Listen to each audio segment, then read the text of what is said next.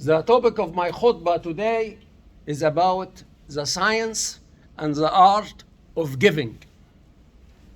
All religions ask their people to give in charity, and Islam made giving an art and a science. First, we look at the science.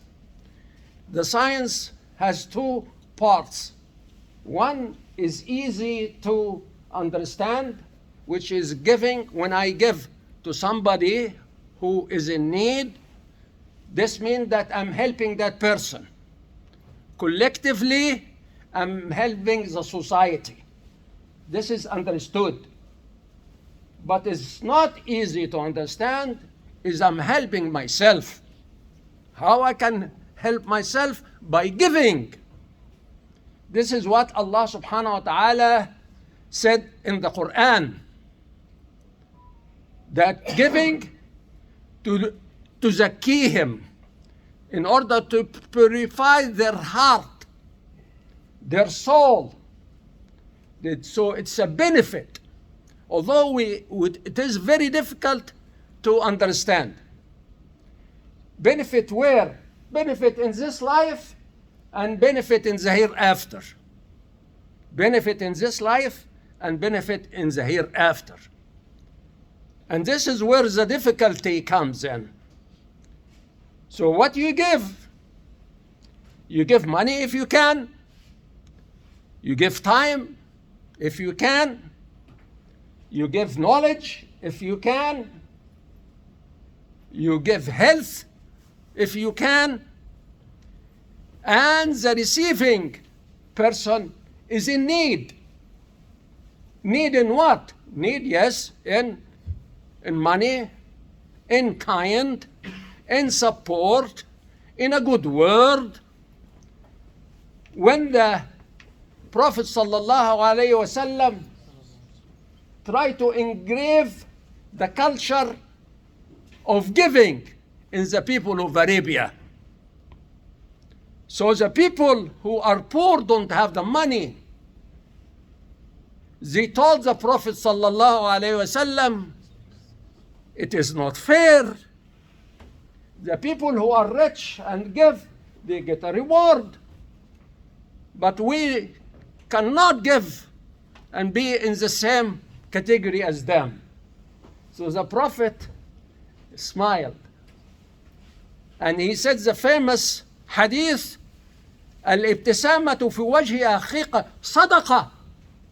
Listen, if you don't have anything, and you don't have any people who are in need of what you're giving, he said that giving that smile in the face of other person, this is sadaqah.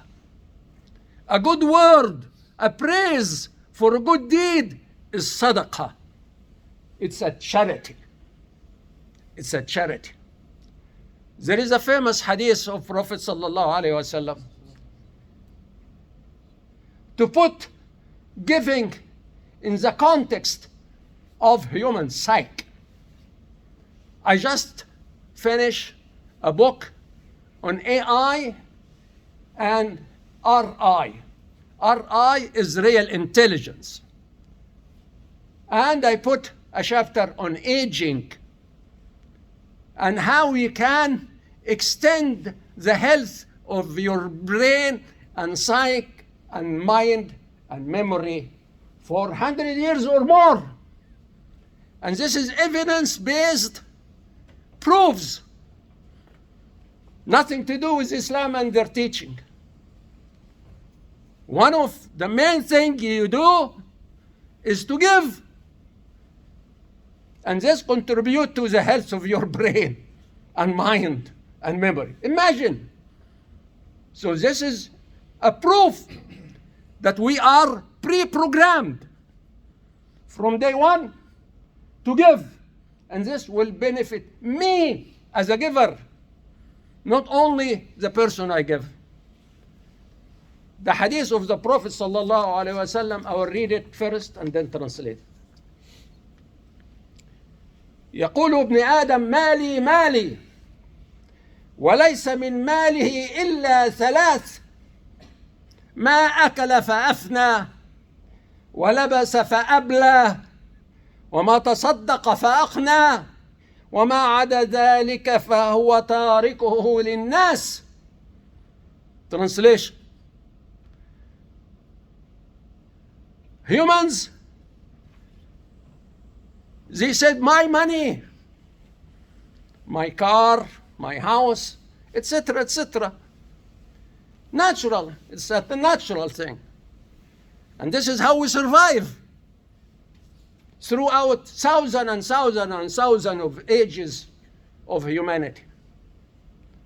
So humans say, my money, but in reality, when you look at things deeply, the Prophet said that what you really own and nobody can challenge you are three. And you get this benefit only these three.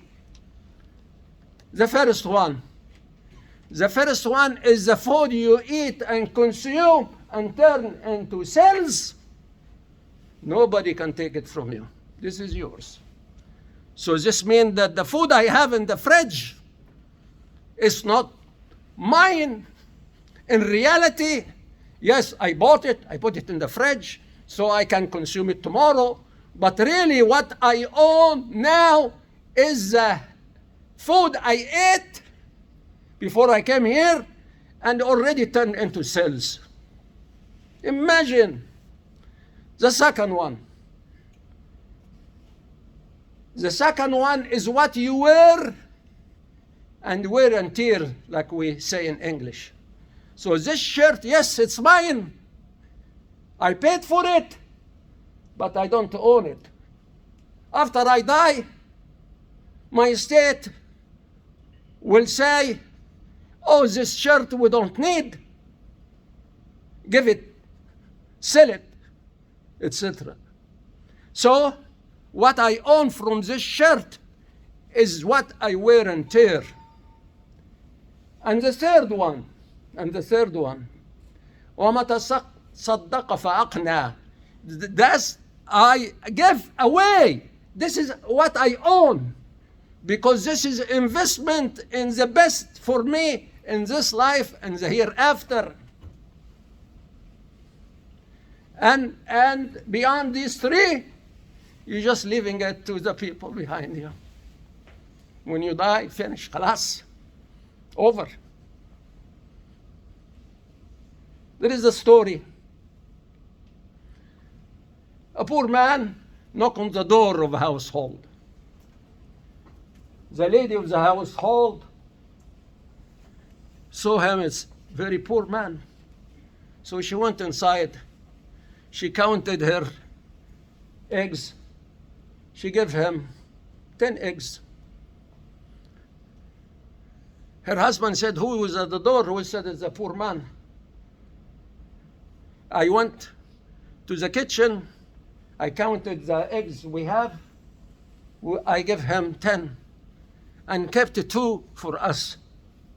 Listen. So the man said, no. What you kept for us is the 10 you gave him. Listen. What you kept for us is the 10 you gave away. These 2, the one you kept for us, we're going to consume, finish, take it as few cells here and there. But the real value is the one which you give.